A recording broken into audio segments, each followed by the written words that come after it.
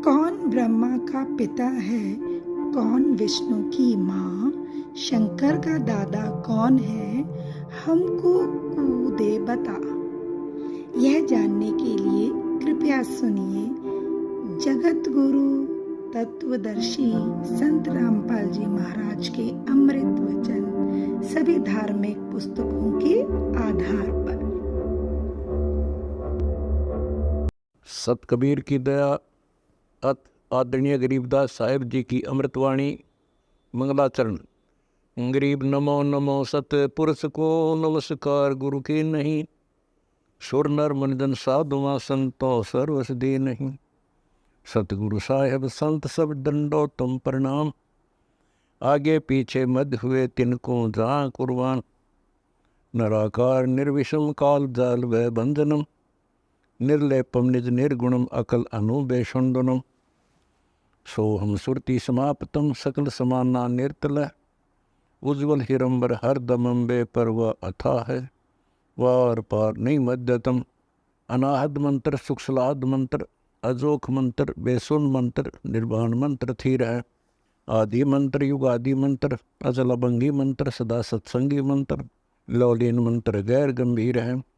सोहम सुभान मंत्र, अगम अनुराग मंत्र, निर्भय अडोल मंत्र, निर्गुण निर्बंध मंत्र, निश्चर मंत्र नेक है। गैबी गुलजार मंत्र, निर्भय निराधार मंत्र, सुमृत सुकृत मंत्र, अगमी अबंच मंत्र, अदली मंत्र अलेख है। फजलम फराक मंत्र, बिन रसना गुणलाप मंत्र, झिलमिल जहूर मंत्र, सर्वंग भरपूर मंत्र, सैलान मंत्र सार है। निरंकार गर्क मंत्र, तेज पुंज परख मंत्र, अदली अबंध मंत्र, अजप्पा निरसंद मंत्र, अविगत अनहद मंत्र, दिल में दीदार है। वाणी विनोद मंत्र, आनंद असोद मंत्र, कुर्सी करार मंत्र, अनबय उचार मंत्र, उज्ज्वल मंत्र अलेख है। साहिब सतराम मंत्र, साई निकाम मंत्र, पारक प्रकाश मंत्र, हीरंबर हुलास मंत्र, मौले मलार मंत्र, पलक बीच खलक है।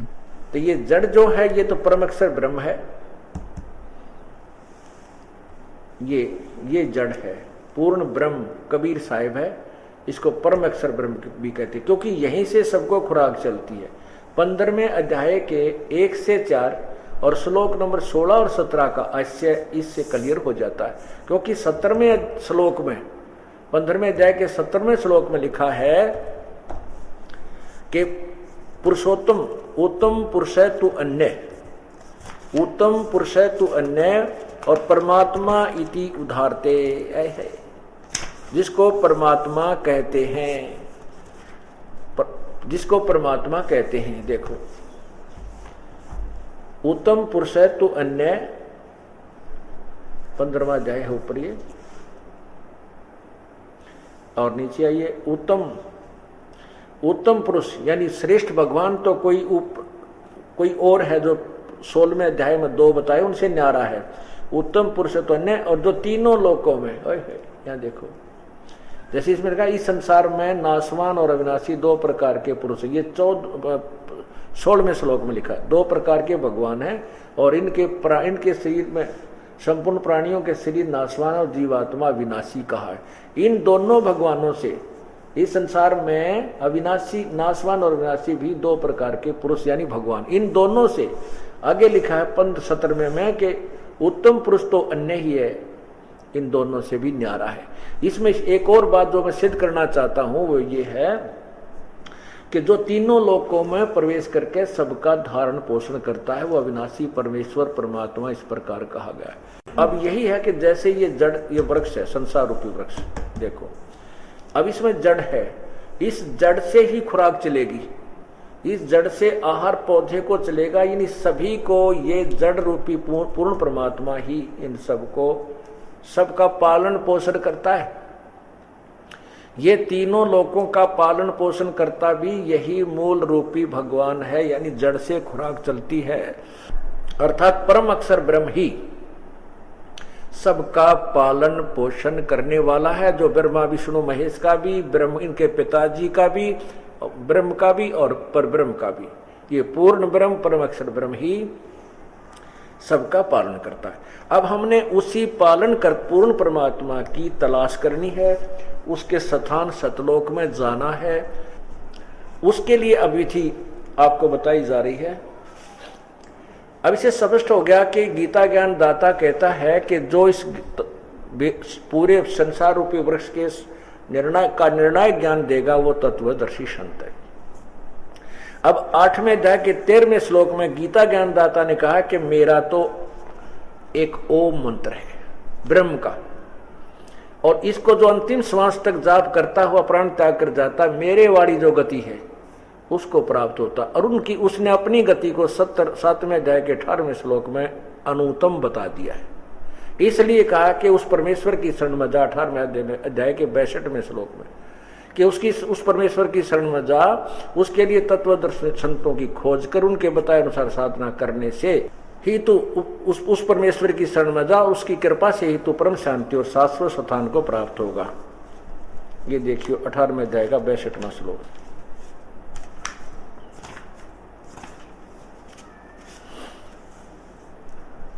अध्याय नंबर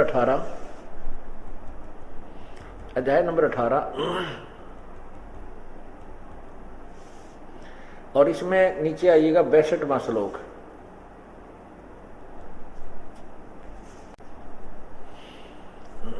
इसमें लिखा है, हे भारत सब प्रकार से उस परमेश्वर की शरण में जा। गीता ज्ञान दाता से कोई और भगवान पूर्ण परमात्मा परमेश्वर है। उस परमात्मा की कृपा से ही तो परम शांति और शाश्वतम स्थानम सनातन परम धाम को प्राप्त होगा। सनातन यानी सदा रहने वाला, हम इसको सत्यलोक कहते हैं। शाश्वतम स्थान को, सदा रहने वाले स्थान को हम सत्यलोक कहते हैं। तो सत्यलोक को चला जाएगा।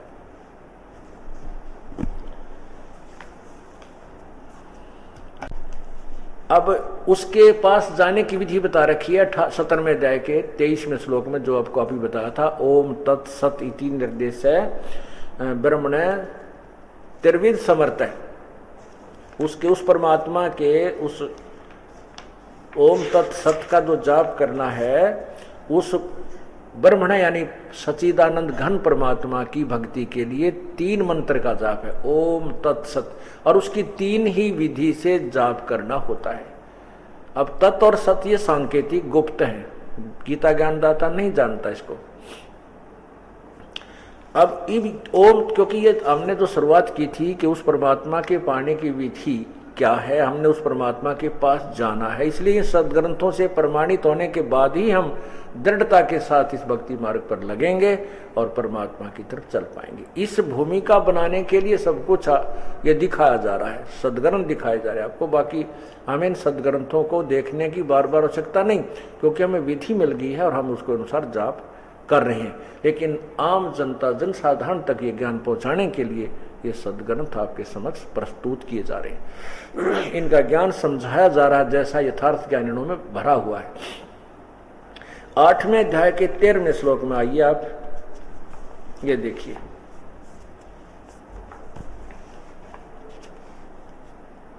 अध्याय नंबर 8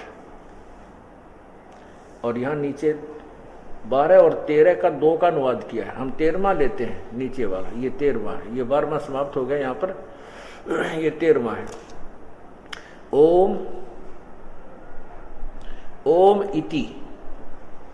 ओम इति एक अक्षरम ब्रह्म व्यवहारन माम अनुसमरण है। ओम इति एक अक्षरम ब्रह्म व्यवहारन माम अनुसमरण। माम ब्रह्म, मुझ ब्रह्म का, केवल इति माने यह ओम एक अक्षर है, स्मरण करने का स्पष्ट लिखा है। और यह पर्याति तजंदेहम, जो इसको अंतिम श्वास तक, शरीर छोड़ते तक जाप करता है, पर्याति तजंदेहम सयाति परमाम गतिम, अंतिम सांस तक जो इसका सिमरण करता रहता है वो परम गति को प्राप्त होता है। यानी इसने अपनी गति को पहले ही 7वें अध्याय के 18वें श्लोक में अनुत्तमाम बता दिया। मेरा ये मंत्र है और जो इसका अंतिम श्वास तक जाप करेगा वो मुझे प्राप्त होगा। 8वें अध्याय के 5 और 7 श्लोक में लिखा है कि मेरी साधना करेगा तो मुझे प्राप्त होगा। अपनी साधना को 7वें अध्याय के 18वें श्लोक में अनुत्तमाम, अति घटिया, श्रेष्ठ को कहा है। अब ओम जाप तो है ब्रह्म का, और तत् और सत, ये तत् शब्द है, ये सांकेतिक है, ये जाप है परब्रह्म का, ये अक्षर पुरुष का। और जो सत शब्द है ये मंत्र है परम अक्षर ब्रह्म का, पूर्ण ब्रह्म का, यानी परम अक्षर पुरुष का, उसका जाप है। तो इन तीनों का मंत्र जाप करना पड़ेगा, और तीनों की विधि भी 3 प्रकार से है। इसके सिमरण की विधि भी त्रिविध है, 3 प्रकार से है। ओम ब्रह्म का जाप है, तत् ये सांकेतिक है, जो सतनाम बनता है, ओम और तत् को जोड़ के 2 अक्षर का सतनाम बनता है। तत् एक सांकेतिक शब्द है जो दास केवल उपदेशी को ही बताएगा। अब इसमें स्पष्ट किया 17वें अध्याय के 23वें श्लोक में कि ओम तत् सत, ये एक 3 विधि से जाप करने का है। ये देखिए, ये 17वां अध्याय, और यहां ये ओम तत्सत नीचे,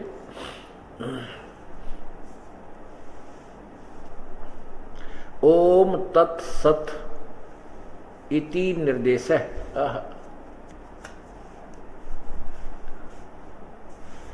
ओम तत्सत इति निर्देश है ब्रह्मणे, और ब्रह्मणे का अर्थ क्या लिखा है इन्होंने? सच्चिदानंद घन ब्रह्म। और इस सच्चिदानंद घन ब्रह्म के बारे में कहाँ लिखा है? 8वें अध्याय के 8, 9 और 10 श्लोक में। ये देखिए, ये देखो, ये अध्याय, क्योंकि गीता को समझना है, बहुत गूढ़ रहस्य है इसके अंदर। यहाँ देखिए 8वें श्लोक में लिखा है, इन्हीं के द्वारा अनुवादित है ये 8वां श्लोक। हे पार्थ, ये नियम है कि परमेश्वर के अध्ययन के अभ्यास रूप योग से युग दूसरी ओर न जाने वाले चित्त से निरंतर चिंतन करता हुआ परम दिव्य पुरुष यानी परमेश्वर को प्राप्त होता है। अब देखो, जो सर्वज्ञ अनादि सबका नियंता, ये 9वां श्लोक है 8वें अध्याय का। सूक्ष्म से अति सूक्ष्म सबका धारण पोषण करने वाला, जो 15वें अध्याय के 17वें श्लोक में कहा है। और अचिंत स्वरूप, सूर्य के सदृश चेतन स्वरूप, अविद्या से अति परे सच्चिदानंद घन परमेश्वर का स्मरण करता है। ये सच्चिदानंद घन परमेश्वर गीता ज्ञान दाता से कोई और है, और उसका स्मरण करता है।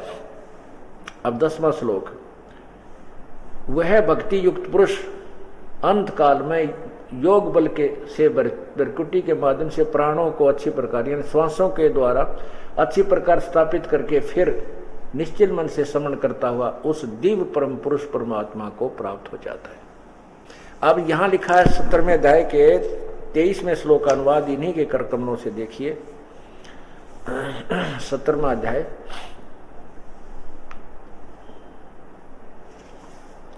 23वां श्लोक, ओम तत्सत, यह 3 प्रकार से सच्चिदानंद घन ब्रह्म का नाम कहा है, क्योंकि उसके पाने में तीनों मंत्र सहयोगी हैं। उसी से इन्होंने लिखा है कि उसी से सृष्टि के आदिकाल में ब्राह्मण और वेद तथा यज्ञ आदि रचे गए। अब यानी उस पूर्ण परमात्मा ने ही ये सर्व ज्ञान दिया।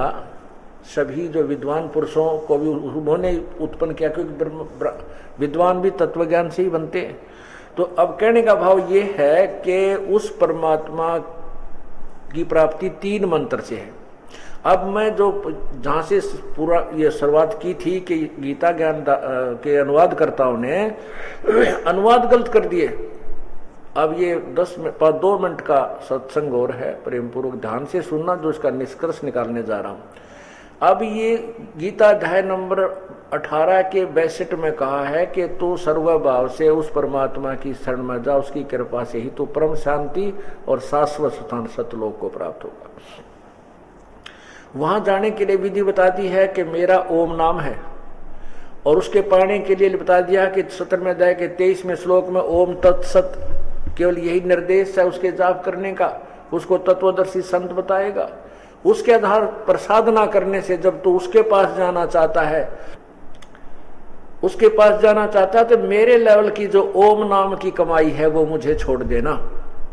ओम नाम का जाप ब्रह्म का है, ज्योति निरंजन का, जिसको काल भी कहते हैं, जिसके लोक में हम रह रहे हैं। और उसको पूर्ण परमात्मा के पास जाने के लिए अब क्या करते, ओम नाम का जाप हम करते थे पहले जब पूर्ण ज्ञान नहीं था, तो ओम नाम के प्रतिफल में हम ब्रह्मलोक में चले जाते थे। 8वें अध्याय के 16वें श्लोक में गीता जी में लिखा कि ब्रह्मलोक तक सभी नाशवान है, वहां तक भी सथाई नहीं है। तो अब हम पुण्य को वहां खा लेते थे, समाप्त कर देते थे ब्रह्मलोक में, ब्रह्म ओम नाम के जाप को। लेकिन अब हम उसके बाद फिर हम अपने पाप कर्मों को यहाँ भोगते थे, 84 लाख योनियों में गधे कुत्ते सुअर बनकर या नरक में जाते थे। अब हम ओम नाम की कमाई को व्यर्थ नहीं करेंगे, हम इसको ब्रह्म को छोड़ देंगे, इसको दे देंगे, ये हमारा पीछा छोड़ देगा, ये हमें ऋण मुक्त कर देगा। फिर हम उस परमात्मा के पास ले जाएंगे। वहां जाने के लिए वो अन्य 2 मंत्रों की कमाई, तत् और सत की, वो अलग से हमें काम करेगी। परब्रह्म को हम उसके ब्रह्म तत् के मंत्र के जाप की कमाई छोड़ देंगे, फिर हम सत, वो वास्तविक जो मंत्र है वो हमें सतलोक ले जाएगा। अब तत्व ज्ञान को ना समझकर गीता के अनुवादकर्ताओं ने 18वें अध्याय के 66वें श्लोक में व्रज का अर्थ आना कर दिया, जबकि जाना होता है। गो, इंग्लिश के अंदर गो मीन जाना होता है, उसका अर्थ कहीं पर कम लिखा हो तो उसको आना लिखा हो, तो वो आदमी, वो व्यक्ति इंग्लिश से परिचित नहीं है, इंग्लिश का जानकार नहीं है, यही समझना चाहिए। तो उसके पढ़ाए हुए विद्यार्थी भी फेल हो जाएंगे, क्योंकि उसने कच्चा उल्टा ज्ञान पढ़ा है। अब देखिए गीता अध्याय नंबर 18,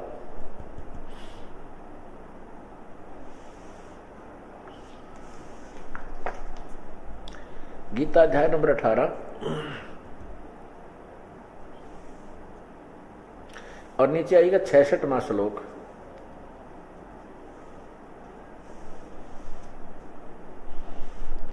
इसमें क्या लिखा है, सर्वे धर्मान प्रीतज माम एकम शरणम वर्ज। सर्वे धर्मान प्रीतज माम, मेरे लेवल की सभी पूजाओं को मुझ में छोड़, प्रीतज माने छोड़कर, एकम शरणम वर्ज, एकम माने सर्वशक्तिमान, जिसके बराबर दूसरा ना हो, अद्वितीय उस सचिदानंद घन ब्रह्म की शरण में वर्ज माने जा, परमेश्वर की शरण में जा। अहम तवा सर्व पापे भय मोक्षामी मां शुच, मेरे लेवल की जो पूजाएं हैं, ओम नाम का जाप है, वो मुझे छोड़ दे, मेरे में छोड़ दे, फिर मैं तुझे सब ऋणों से मुक्त कर दूंगा, सब पापों से मुक्त कर दूंगा, फिर उसकी शरण में जा। क्लियर हो गया। इन्होंने क्या अनुवाद किया है, देखिए, ये देखो 66वां अध्याय उन्हीं के द्वारा अनुवादित है। संपूर्ण धर्मों को अर्थात संपूर्ण कर्तव्य कर्मों को मुझ में त्याग कर केवल तू, केवल एक, ये माम शब्द है, ये माम शब्द है। इसमें इन्होंने क्या लिखा है, मुझ सर्वशक्तिमान सर्वधार परमेश्वर की शरण में वर्ज माने आजा। बताओ, इन्होंने वर्ज माने लिखा है आ, मेरी शरण में आजा, जबकि उसका वर्ज माने चला जा, उसकी शरण में जा, क्योंकि 18वें अध्याय के 62वें श्लोक में भी कहा कि उसकी शरण में जा।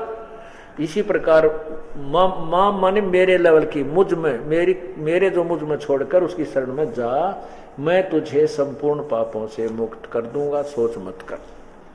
अब पुण्यात्माओं, ऐसे टीचरों ने हमारे समाज को पढ़ा रखा था, जिनको अपने सिलेबस का ज्ञान नहीं, शब्दों के अर्थों को अनर्थ कर रखा था। उनके आधार पर ये भोली आत्मा इतने आरूढ़ हो चुकी हैं कि सच्चा ज्ञान जब सामने दिखाया भी जा रहा है, प्रत्येक सदग्रंथ शास्त्र पढ़ भी रहे, फिर भी क्रोधित हो जाते हैं, झूठ बोल रहा है, ये तो निंदा कर रहा है। अरे मैं तो कुछ बोलने नहीं रहा, मैं तो एक आपका दास आपको पढ़ कर सुना रहा हूं कि सदग्रंथ ये बता रहे हैं, और उन अज्ञानियों ने हमें सारा उलट ज्ञान पढ़ा रखा।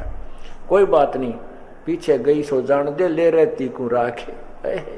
पीछे गई सो जाने दो, आगे शेष है उसको बचाना है इस पीढ़ी को हमने। और जनसाधारण का कर्तव्य बनता है सत्य ज्ञान को जनता तक पहुंचाने में हमारा सहयोग देने का। अब इसमें इस सत्संग के अंदर ये बात स्पष्ट हो गई है। आज का जो सत्संग था गीता जी के ऊपर, और जब तक हम अपने सद्ग्रंथ से परिचित नहीं होंगे तो हम उस तत्व ज्ञान को भी नहीं जान सकते। और जब तक हम इन अज्ञानी ऋषियों संतों के जिन लाखों करोड़ों लोगों को गुमराह करके अपने पीछे लगा रखा है, जब तक इनकी पुस्तकों को आंखें नहीं पढ़ लेंगे, देख नहीं लेंगे इनकी क्रियाओं को, तब तक इनसे हृदय नहीं हट सकता। एक बोरी के ऊपर लिख रखा है, इसमें मनुखा दाख है और भर्या की गधे की लीद। और जब तक खोल कर नहीं देखेंगे तो उस मनुखा दाख की तुलना नहीं करेंगे। मनुखा दाख कैसी होती है, वह मीठी होती है, नरम नरम होती है। कुछ गुण तो लीद के भी मिलते होंगे मनुखा दाख पर मीठी ना पावे। ऐसे ही जो अन्य संतों ने अपनी मनुखा दाख वेदों और सदग्रंथों के अलग ज्ञान भर कर उसमें लिख रखा है, वेदों के अनुसार ज्ञान, गीता के अनुसार ज्ञान, उन्होंने अज्ञान भर रखा है। मनुखा दाख की जगह गधे की लीद भर रखी है। ये वह खोल खोल दिखानी था रहता है। आपके सामने मेरा इतना कर्तव्य है कि मनुखा दाख ऐसी होती है, गधे की लीद ऐसी होती है। अर्थात ये तत्व हमारा वेद और गीता ये बता रहे हैं। इन अनजानों ने जो अपने द्वारा लिखी पुस्तकों में जो गंध भर रखा है वो ये देखो, और ये अपने वेद और गीता ये बोल रही है। मैं कुछ नहीं मिलाता अपनी तरफ से, ना उनकी क्रिटिसाइज करता हूं, ना उनके ज्ञान को गलत बता रहा हूं। वेदों से तुलना करके इतना जरूर कह रहा हूं कि इनसे भिन्न है, सदग्रंथों के अनुसार नहीं है, तो मनुखा दाख नहीं है, यानी तत्व ज्ञान नहीं है, और वो जनसाधारण के लिए और श्रद्धालुओं के लिए उपकारक नहीं है। बोलो सतगुरुदेव की जय। सत साहिब कर जोरूं विनती करूं, धरूं चरण पर शीश। गुरु राम देवानंद जी महाराज ने दियो नाम बख्शीश।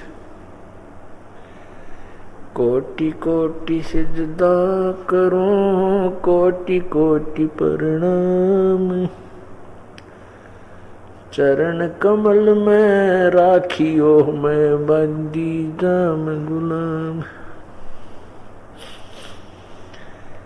अब गुण किए तो बहुत किए, करत न मनियारे। बावे बंदा बख्श दियो, बावे गर्दन उतार। अब गुण मेरे बाप जी बख्शो गरीब नवाज। जो मैं पूत कपूत हूँ, बोर पिता को लाज। मैं अपराधी जन्म का नक्सक बरे विकार। तुम दाता दुखी भंजना, मेरी करो समार। जय इब कै सतगुरु मिले, सब दुख आखो रो। चरणों ऊपर शीस रखूं, कहूं जो कहनी हो। गुरु जी तुम ना बोलियो, चाहे लाख लोग मिल जाएं। हमसे तुमको बहुत है, तुमसे हमको नहीं।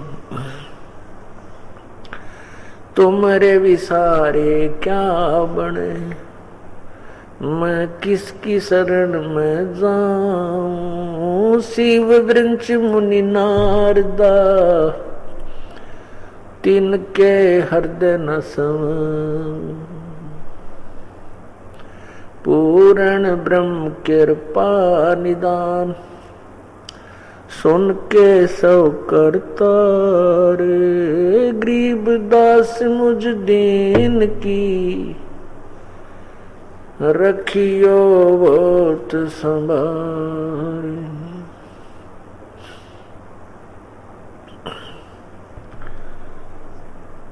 पृथ्वी पति चकवे गए,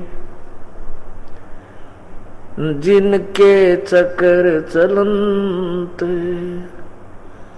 रावण सरीखे कौन गणे, ऐसे गए अनंत।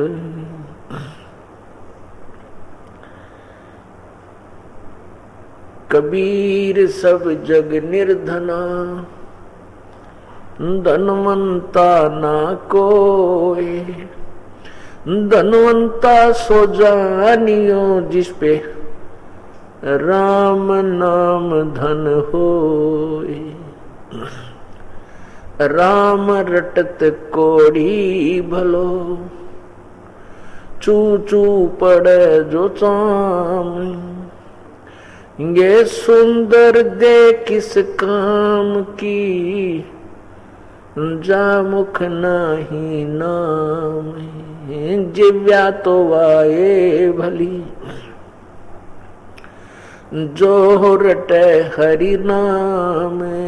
नहीं तो काट फेंक दियो,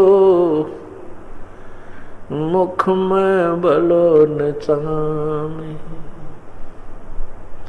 राम रटत कन्या भली, साकट बलो न पूत। छेरी के गल गल थना, जिसमें दूध ना मूत।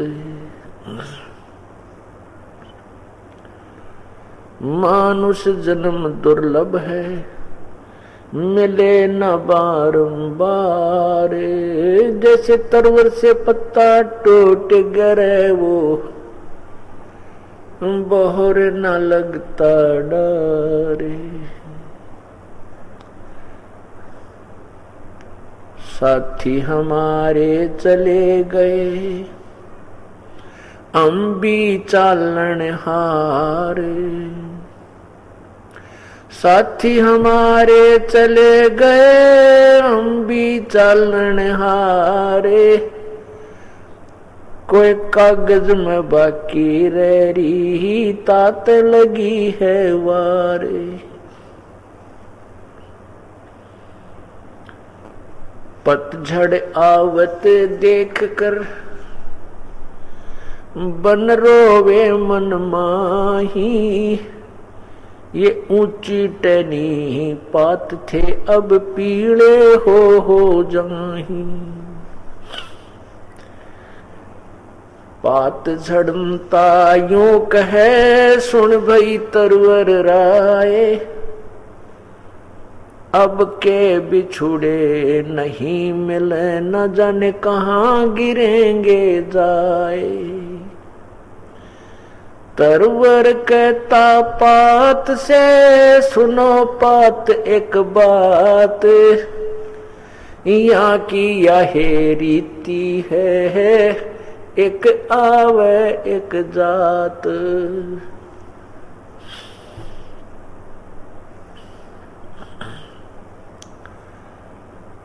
परमपिता परमात्मा, सारी सृष्टि के रचनहार कुल मालिक कबीर देव, कबीर परमेश्वर की असीम कृपा से ये सत्संग समागम चल रहा है। उस प्रभु की रजा के बिना ये शुभ काम इस पृथ्वी पर नहीं हो सकते, क्योंकि ये काल शुभ कर्म नहीं होने देता। ये तो अशुभ कर्मों को करवा के प्रसन्न रहता है, शास्त्र विरुद्ध साधना करवा के इस जीव को उल्टे मार्ग पर लगाए रखता है कि ये मेहनत करता रहे और अंत में इसको कोई फल ना मिले, आध्यात्मिक लाभ ना मिले। इसके लिए अपने दूत भेज देता है, वो शास्त्र विधि के विरुद्ध, शास्त्र के विरुद्ध ज्ञान प्रचार करते हैं और भोली भाली आत्माओं को गुमराह कर देते हैं। जब इस पृथ्वी के ऊपर परमात्मा स्वयं आए थे वैसे तो आपने पहले सत्संगों में सुना है,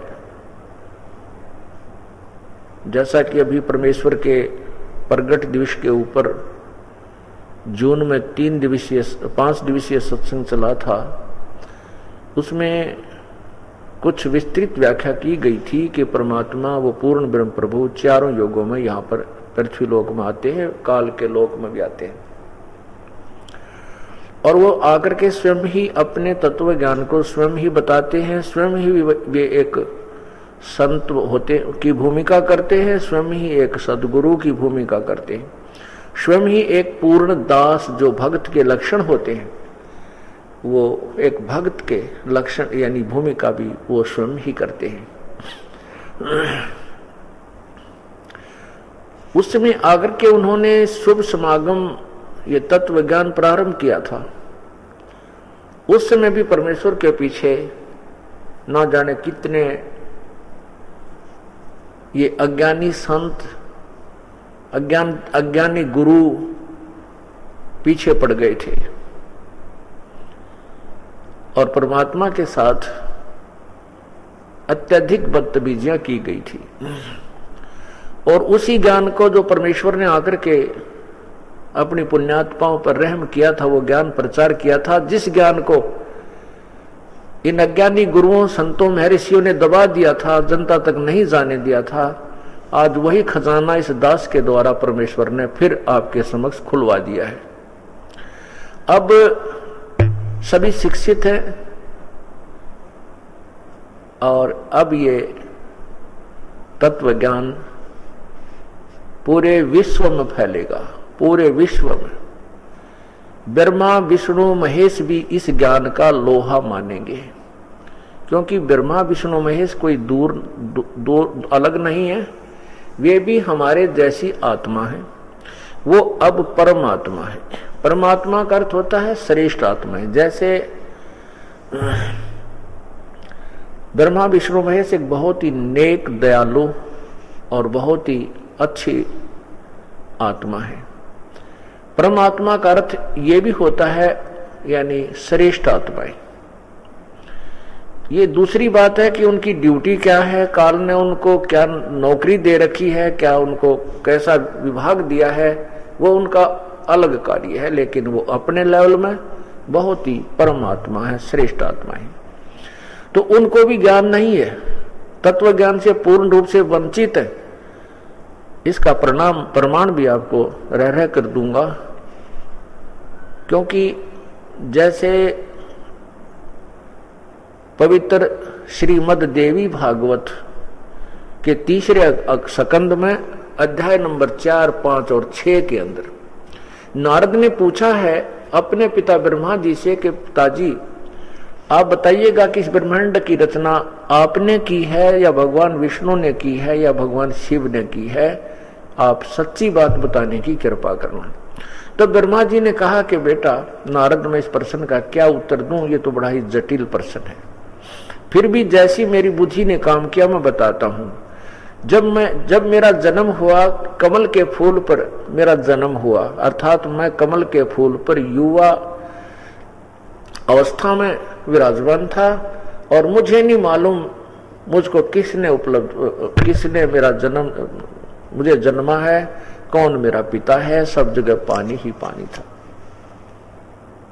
उसके बाद कहते हैं मधु और कैटब नाम के 2 राक्षस मुझसे लड़ने के लिए आए। मैं उस कमल का डंठल पकड़कर नीचे उतरा तो नीचे एक शेष नाग के ऊपर चतुर्भुजी भगवान विष्णु जी बेहोश पड़े थे, अचेत पड़े थे। उसमें से एक देवी निकली,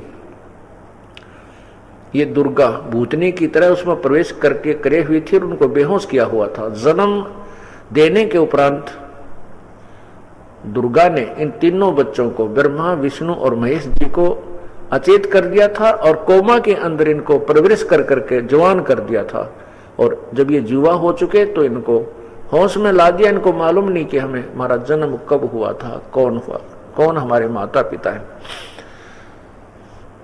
उसके निकलने के बाद उस अंदर से जो दुर्गा निकली, देवी निकली विष्णु जी के शरीर से, तो विष्णु जी होश में आ गए।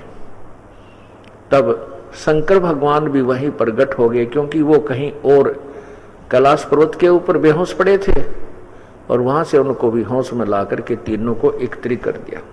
अब वो तीनों को पूछते हैं कि भाई सब जगह, इतने में वह देवी बोली जो आकाश में छा गई थी विष्णु जी के शरीर से निकलकर, उसने कहा कि तुम तीनों देवता अपना अपना काम कार्य प्रारंभ कीजिए। ब्रह्मा जी, तुम्हारा कार्य जीव की उत्पत्ति करवाना है, अर्थात रजोगुण प्रभावित करके संतान उत्पत्ति करवाना है, और विष्णु जी का काम सतिथि बनाए रखना, यानी एक दूसरे में मोह ममता पैदा करके यहां पर बांधे रखना, और शिव का काम है संहार करना। तब तीनों ने कहा कि हे माता, सब जगह जल ही जल है, पृथ्वी का अभाव है, हम ये कार्य कहां करें। तब कहते दुर्गा हंसी मुस्कुराई और कहा कि मैं अभी तुम्हें एक अद्भुत दृश्य दिखलाती हूं। आकाश से एक विमान आया, वो विमान आकर के वहां रुक गया। आकाश में विराजमान उस दुर्गा देवी ने कहा कि तुम तीनों देवता इस विमान में विराजमान हो जाइए, निर्भय होकर, घबराना नहीं। तो उस समय ये तीनों ब्रह्मा विष्णु महेश विमान में विराजमान हुए और देवी ने अपनी शक्ति से विमान को आकाश में उड़ा दिया। ऊपर जाकर क्या देखा कि एक ब्रह्मा और देखा। उस ब्रह्मा को देख करके विष्णु और शिवजी ने पूछा कि हे ब्रह्मा, हे चतुरानन, ये दूसरा ब्रह्मा कौन है, क्योंकि वो ब्रह्मलोक के अंदर पहुंच गए थे। ब्रह्मलोक में ये काल ही 3 रूप धारण करके बैठा हुआ है।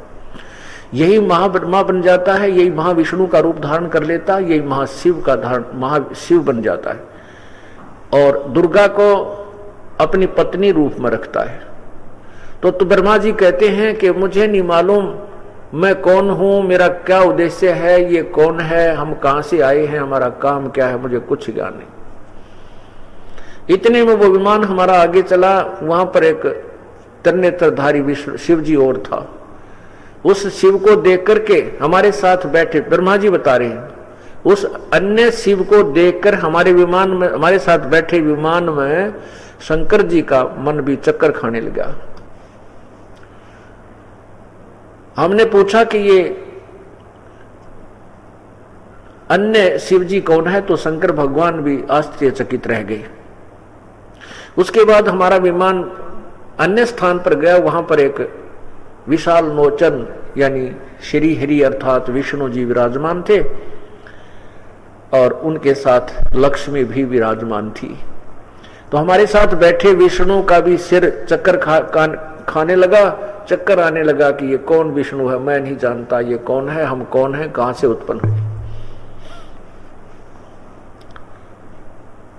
तो पुण्यात्माओं, ब्रह्मा विष्णु महेश भी इस सृष्टि रचना से अपरिचित हैं, जो परमेश्वर ने स्वयं आकर आपको बताई है, और समय आने पर सत्संग के अंदर आपको विस्तृत रूप से सुनाई जाएगी। इससे सिद्ध है कि ब्रह्मा विष्णु महेश भी तत्व ज्ञान से अपरिचित हैं, इनको पूर्ण ज्ञान नहीं है। अब प्रसंग चल रहा है कि पूर्ण परमात्मा जब आते हैं तब वे स्वयं ही एक परम संत की भूमिका निभाते हैं और स्वयं ही वो एक सतगुरु की भूमिका अर्थात तत्वदर्शी संत की भूमिका निभाते हैं। स्वयं ही वे दास होते हैं। एक सच्चा भक्त कैसा होना चाहिए, कैसा उसका स्वभाव होना चाहिए और कैसा उसकी रहन सहन होना चाहिए, वो परमात्मा ने एक रिहर्सल करके, एक अभिनय करके हमें दिखाया था। उस समय परमात्मा यही ज्ञान सुनाया करते थे जो दास सुना रहा है। उसमें ये ज्ञान दबा दिया गया था इन्हीं अज्ञानी संतों, ऋषियों, महर्षियों के द्वारा, और अपना अज्ञान जन जन में फैला दिया